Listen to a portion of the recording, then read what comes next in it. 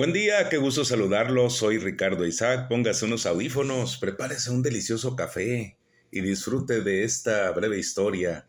Para los que están aquí por primera vez en este canal, abordaremos temas sobre historia de México, historia universal, biografías, pensamientos y una que otra recomendación así de repente. Un saludo para todos los apasionados por la historia.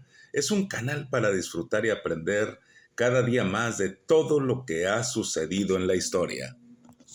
En este capítulo, pues charlaremos acerca de el combate a la insurrección, el gobierno militar, el liberalismo español y la Constitución de 1812. Al virrey Venegas le corresponde combatir contra la insurrección de Miguel Hidalgo, para lo cual nombra comandante del ejército al brigadier Félix María Calleja, quien se distingue por su organización, por su disciplina y también, pues, por su crueldad. Mientras el ejército realista derrota a los primeros insurgentes y ejecutaba a caudillos, los policías se sometían y encarcelaban a los descontentos y a quienes apoyaran a los insurgentes. En 1813, Calleja fue nombrado virrey. La guerra continuó con más intensidad y tras muchas batallas, en 1815, el nuevo virrey logró desarticular la rebelión dirigida por José María Morelos y Pavón. Durante la ausencia de Fernando VII y a pocos días de iniciarse el movimiento de insurgencia en la Nueva España, el virrey era Francisco Javier Venegas. La Junta Suprema Central nombra una regencia que, después de reconocer la igualdad de los reinos americanos, convoca a cortes. Las cortes españolas se reúnen en Cádiz para elaborar una constitución, aprovechando la ausencia del rey Fernando VII. Entre los diputados de las provincias de España había representantes de las colonias de América. Se promulga la Constitución de Cádiz el 18 de marzo de 1812, en la cual se proclama la soberanía popular, reconociendo como ciudadanos a todos los individuos nacidos o avecindados por más de 10 años en los dominios españoles. Se decreta la libertad de prensa y de expresión, y se abolieron la Inquisición, los tribunales especiales de la Iglesia y del Ejército, y todos los privilegios que estos tenían. A estas leyes se añaden la supresión de los conventos, la supresión de estos y las órdenes monacales, la nacionalización de los bienes de la Iglesia y la reducción de los diezmos. La Constitución también establece la separación de poderes para dar a las asambleas representativas la facultad de elaborar las leyes. Se establece en Nueva España la igualdad entre criollos y peninsulares, la igualdad de representatividad de las colonias en las Cortes, además de que se limitan las funciones administrativas de la Real Audiencia y el poder del virrey por medio del establecimiento de una nueva división administrativa que organizaba el territorio en 6 diputaciones provinciales, independientes entre sí, política y administrativamente. Estas diputaciones tendrían su residencia en ciudades de México, la única donde el virrey sería el jefe político: Guadalajara, San Luis Potosí, Monterrey, Durango y Mérida. Cada una de estas tendría un gobernador civil designado por la metrópoli, cuya función sería presidir las diputaciones provinciales o asambleas regionales, integradas por personas elegidas por los ciudadanos de cada provincia.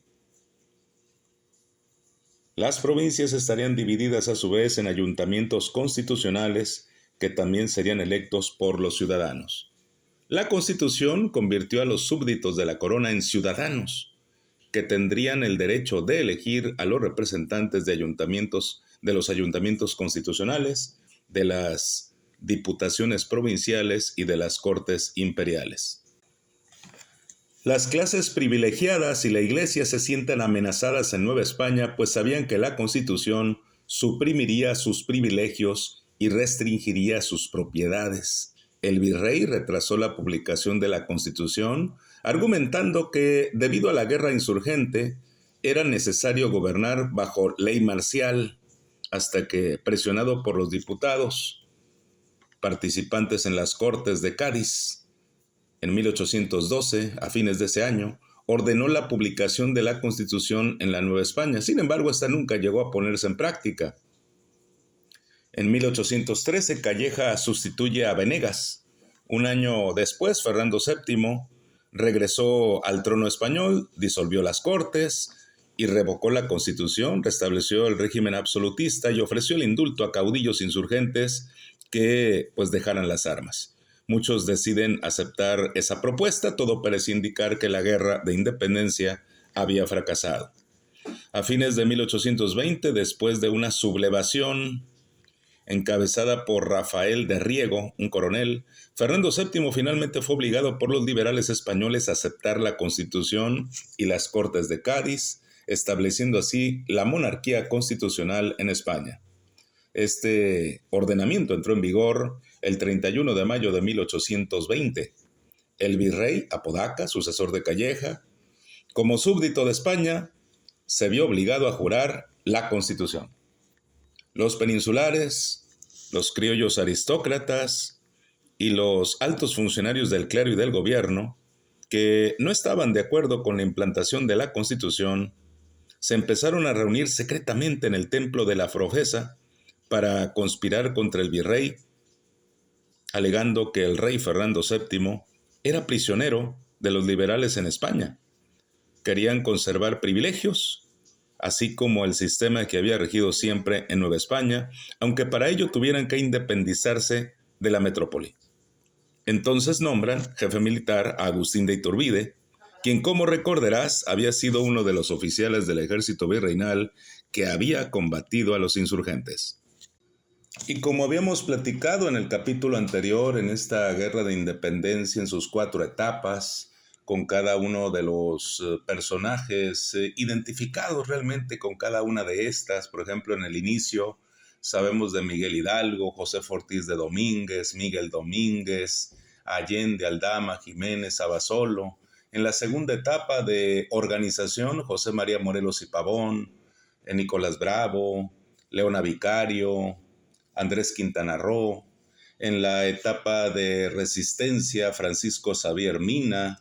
Y en la última etapa, Fray Servando Teresa de Mier, tiene razón, y también en la última etapa, a Vicente Guerrero y Agustín de Iturbide. Lo comentamos en el capítulo anterior, sobre todo al final, desde luego, en la consumación de la Guerra de Independencia, cómo Vicente Guerrero estaba en la montaña, ya todo el mundo cansado, también en Agustín de Iturbide, mediante cartas, también agotado es la realidad, la guerra de guerrillas, estar en la montaña, estar combatiendo, no llegando a nada, y la guerra se extendía, ¿no?